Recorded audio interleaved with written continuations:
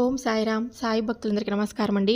సాయిబాబా దయ వల్ల అందరూ ఇక్కడున్న సుఖంగా సంతోషంగా ఎప్పుడు కూడా అష్టైశ్వర్య ఆరోగ్య అభివృద్ధితో ఉండాలని చెప్పి బాబాగారి తరపున నేను కూడా మనస్ఫూర్తిగా కోరుకుంటూ ఈరోజు ఈ వీడియో అనేది మొదలు పెడుతున్నాను. ఈరోజు వీడియోలో సాయి పిలుపు ద్వారా మనకు వచ్చినటువంటి సందేశం ఏంటంటే, రేపు ఉదయం లోపు నా చేతిలో ఉన్న ముడుపును తాకి తప్పకుండా శుభవార్తను వినాలనుకుంటున్నటువంటి ఆశతో ఉన్నటువంటి శుభవార్తను తప్పకుండా విను అని బాబాగారు మనకు ఈరోజు ఈ సందేశం ద్వారా మన ముందుకైతే వచ్చారండి. సందేశాన్ని ఎందుకు అందించాలనుకుంటున్నారు అనేది మనం ఆయన మాటల ద్వారానే తెలుసుకుందాం. వీడియో మొదలుపెట్టే ముందు ప్రతి ఒక్కరికి ఒక చిన్న రిక్వెస్ట్ అండి.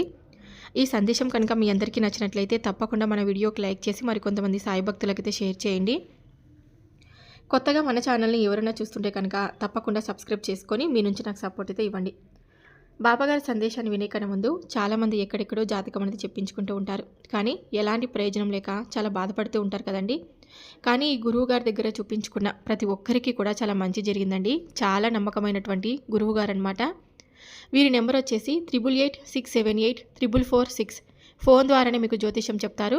ప్రేమ సమస్యలు, పెళ్లి సమస్యలు, మనోవేదన, శత్రు సమస్యలు, పిల్లల పొరపాట్లు, భార్యాభర్తల మధ్య సమస్యలు, ఇంకా విడాకులు, ధన సమస్యలు, మీ జీవితంలో ఏ సమస్య ఉన్నా సరే తప్పకుండా గురువుగారికి నమ్మకంతో ఒకసారి కాల్ చేసి చూడండి. సమస్యను ఉన్నది ఉన్నట్లుగా చెప్పుకోండి. సమస్యకు తగినటువంటి పరిష్కారం పూజలు కానీ లేదా పరిహారాల రూపంలో చాలా చక్కగా వివరిస్తారు. చాలా నమ్మకమైనటువంటి గురువుగారు. తప్పకుండా ప్రయత్నం చేసి చూడండి, మీకంతా కూడా మంచి జరుగుతుంది. పరస్త్రీ మరియు పురుష వశీకరణం చేస్తారు. స్త్రీ పురుషులకు ఎటువంటి సమస్యలున్నా 100% పరిష్కార మార్గం తప్పకుండా లభించేలాగా చేస్తారండి. గురువుగారికి నమ్మకంతో కాల్ చేసి మీ సమస్యను తప్పకుండా చెప్పుకోండి. ఇప్పుడు బాబాగారి సందేశాన్ని విందామా మరి. ఎప్పుడు కూడా నేను చెప్పే ఈ సందేశాలన్నీ వింటూ ఉంటారు, కానీ ఒక పని తలపెట్టి ఆ పని చేయలేకపోయినా సరే, అది నెరవేరలేకపోయినా సరే నా మీద కోపంతో ఉంటారు కదా. మీ ప్రార్థనలో నిన్ను స్వీకరించడం లేదని నిరుత్సాహంతో బాధతో ఉన్నావు కదా. నేను ఏది చేసినా సరే అది నీ మంచికే అనేది నువ్వు తెలుసుకోలేకపోతే ఎలా చెప్పు. నువ్వు అడిగింది వెంటనే నేను ఇప్పుడు ఇవ్వలేదంటే, అది నీకు కలిగించలేదంటే అది నీకు భవిష్యత్తులో హాని కలిగించేదిగా ఉంటుంది కదా. అందుకే ఇవ్వలేదని సరిపెట్టుకో. ఎందుకు మళ్ళీ మళ్ళీ నిరుత్సాహపడుతూ ఉన్నావు? నిన్ను నిందిస్తున్నాను, నా మీద కోపంగా ఉంటున్నావు చెప్పు. నన్ను నిందిస్తూ కూడా ఉంటున్నావు. ఒక విషయం చెప్పనా, జాగ్రత్తగా విను. రాబోయే 24 గంటల్లో నీ జీవితంలో అల్లకల్లోలాలు సృష్టించబోతున్నాయి. ఒకరు నీపై నమ్మకంతో తన యొక్క రహస్యాలన్నీ కూడా నీ పైన చెప్పుకుంటున్నారు, కానీ నువ్వు మాత్రం వారిని, అంటే వారి యొక్క రహస్యాలను కానీ ఇతరులతో చెప్పుకుంటున్నావు. ఇతరులు ఏమో నువ్వే చెప్పావని చెప్పి మళ్ళీ వారికే చెప్తున్నావు. కాబట్టి ఇటువంటి సమస్యలు ఇరుకోవద్దు. అది నీకు, నీ వ్యక్తిత్వానికి అంత మంచిది కాదు. దానివల్ల చిన్న చిన్న చిక్కులలో పడాల్సి వస్తుంది. నువ్వు చెడ్డదానిగా పేరు నిందను మోయాల్సి వస్తుంది. అందుకే లేనిపోని విషయాలు అసలు తలదూర్చొద్దు. ఎప్పుడు కూడా ఎవరికి ఒక మాట చెప్పొద్దు, అంటే నీ యొక్క రహస్యాలు చెప్పొద్దు. అలాగే ఇతరులు నీతో చెప్పుకున్నటువంటి రహస్యాలను అసలు చెప్పొద్దు. కాబట్టి జాగ్రత్తగా ఉండు. ఒక చిన్న మొక్కకు చెట్టుగా మారడానికి ఎంత కష్టపడాలి కదా. అలాంటిది మూరడంత ఉన్న పసికందును చెట్టంత మనిషిగా చేసే వరకు పెంచడం అంత తేలికగా చెప్పు. ప్రేమగా చూసుకోవడం, పద్ధతిగా పెంచడం, బాధ్యతగా చదివించడం, ఇవే పిల్లలు వారి యొక్క కోరికలనేవి. అంతకు మించి ఏం సంపాదించారో, ఎందుకు సంపాదించలేదని అడిగే హక్కు ఎవరికీ లేదు కదా. మీ అమ్మా నాన్నల దగ్గర ఏం ఆస్తులు ఉన్నాయని అడగకు, చూడకు. మీ అమ్మా నాన్న ఉండడమే నువ్వు పెద్ద ఆస్తిగా భావించు. వారిని ఎట్టి పరిస్థితుల్లో కూడా బాధ పెట్టొద్దు. ఇంకొక విషయం ఏంటంటే, భయం ఎల్లప్పుడూ కూడా నీతో పాటే ఉంటుంది. ఏదైనా కోల్పోతానేమో అని భయం, దేన్నైనా పొందామో అని కోల్పోతానేమో భయం. ఇప్పుడు దేనికైతే నీ దగ్గర ఉందో దానికి దూరంగా వెళ్ళాలంటే భయం ఏదైతే మనదో అది మన నుంచి లాక్కుంటారేమో అని. ఇప్పుడు మనుషులైతే వారి పూర్తి జీవితాన్ని గడుపుతూ ఉంటారు ఈ భయం అనే నీడలోనే కాదు. కానీ మీరు ఎప్పుడైనా ఇది ఆలోచించారా, ఈ భయం మనకు ఎందుకు కలుగుతుంది అని? ఈ భయం మనకు ఎందుకు కలుగుతుందంటే, అది మనం ఆ వ్యక్తి యొక్క భావం, ఆ వస్తువుని స్వయంగా కాపాడుకుంటూ ఉంటాము. మనము స్వయంగా వాటిని ఎంత శక్తిని ఇస్తామంటే, అది కావాలనుకుంటే అప్పుడు మనల్ని వదిలిపోయేలా మనకు కష్టాన్ని కలిగించవు. ఒకవేళ మనం ఆ భావం, ఆ వ్యక్తి, ఆ వస్తువుతోనే ఆసక్తి లేకుండా ఉంటే, ఆ వస్తువుకి మనం ఆకర్షితులం కాకుండా ఉంటే, అప్పుడు మనల్ని అవి ఎప్పటికీ వదిలేసి వెళ్ళవు కదా. అలాగే నీకు కష్టాన్ని కూడా కలిగించవు. అందుకే ఎప్పుడు కూడా స్వతంత్రురాలుగా ఉండండి. అలాగే అందరినీ స్వతంత్రులుగా ఉండనివ్వండి. ప్రేమను కూడా ఇవ్వండి. నువ్వు కష్టాల్లో కృంగిపోకుండా, సుఖాల్లో పొంగిపోకుండా సమయం మనం పాటించాలి అంటుంది భగవద్గీత. అంతేకాదు, కష్టాలు వచ్చినప్పుడు కలవరపడితే మన మానసిక శక్తులు కుషించుకుపోతాయి. సమస్యల నుంచి బయటపడే మార్గాన్ని చూపలేవు, మరింత లోతున పాడేస్తాయి. అదే మనం దిగులుగా పడకుండా బాగా శక్తిగా ఉంటే, అంటే అలాంటి మార్గాన్వేషణలో మనిషి తన ఉపాయ కుశలతలను కూడా ప్రదర్శించాలనుకుంటాడు.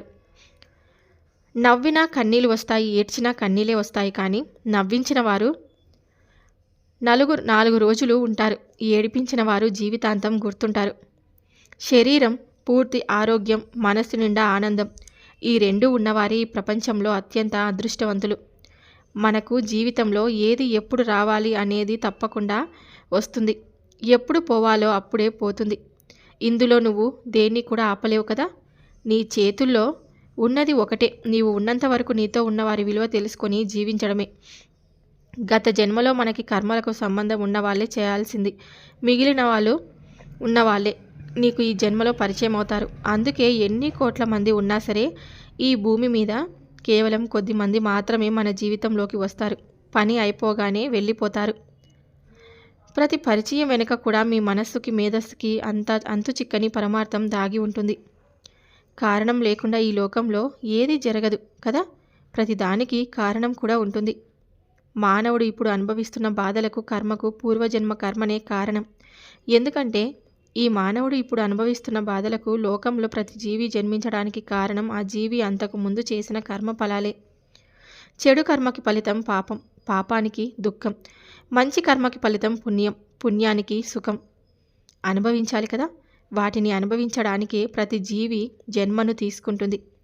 ఇదే హిందూ సనాతన ధర్మం చెప్పే కర్మ సిద్ధాంతం. ఈ సిద్ధాంతమే హిందూ మతానికి పునాది కూడా. నిన్ను హేళన చేసి నవ్వే వాళ్ళని నవ్వని, మాటలతో మనసును గాయం చేసే వాళ్ళని చేయని, నీకేం లేకపోయినా నీ మీద పడి ఏడ్చే వాళ్ళని ఏడవని. నువ్వు మాత్రం నీలాగే ఉండు. ఈ ప్రపంచంలో ఎవరికి నచ్చినా నచ్చలేకపోయినా నీ సాయి తండ్రికి నచ్చితే చాలు కదా. కాబట్టి ధైర్యంగా, సంతోషంగా ఉండు. నీ జీవితంలో అల్లకల్లోలం సృష్టించబోయేటువంటి సమస్యలకి దూరంగా ఉండు. నమ్మకంగా ఉండే వాళ్ళని ఎప్పుడు కూడా నీ జీవితంలో నువ్వు ఎట్టి పరిస్థితుల్లో కూడా వదులుకోవద్దు. వారే నీ స్నేహితులు అవుతారు. ఎందుకంటే డబ్బు పోతే మళ్ళీ మళ్ళీ సంపాదించుకోవచ్చు, ఆప్తులు దూరమైతే తిరిగిన వాళ్ళ దగ్గర చేరుకోలేము. కాబట్టి నీ అన్న మనుషుల మధ్య ఎవరైతే ఉంటారో అంటే వాళ్ళని చేతగించుకోవద్దు. వాళ్ళని దూరం పెట్టే ప్రయత్నాలు ఎట్టి పరిస్థితుల్లో కూడా చేయొద్దు. వాళ్ళని మంచిగా చూసుకొని మంచిగా మాట్లాడుతూ ఉంటే నీకు కూడా జీవితంలో మంచి మార్గం ఏర్పడుతుంది. మంచి మాటలే నీ చెవులకు వినిపించేలా మంచి నిర్ణయాలు తీసుకోగలరు. అంతేకాకుండా నా అనే ధైర్యం, నా అనే మనిషి నీకు తోడుగా ఉంటారు. నమ్మకంతో నీ బాబాపై ఎప్పుడు కూడా భక్తితో ఉండు. ఇక మిగతాది కదంతా నేను నడిపిస్తాను కదా. నమ్మకంతో ఉండు, నీకు అంతా కూడా మంచి జరుగుతుంది. నీ సాయి తండ్రి తోడుగా ఉంటాడు కదా. ఎందుకు నీకు అంతగా భయం?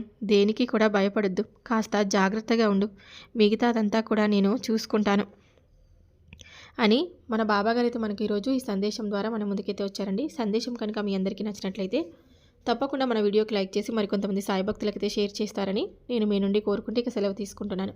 రేపు సాయి పిలుపు ద్వారా వచ్చే సందేశంతో మళ్ళీ కలుద్దాం. బాబాగారి ఆశీస్సులు మీపై, మీ కుటుంబంపై ఎల్లవేళలా ఉండాలని చెప్పి మనస్ఫూర్తిగా నేను కోరుకుంటూ సర్వే జనా సుఖినో భవంతు. ఓం సాయిరామ్.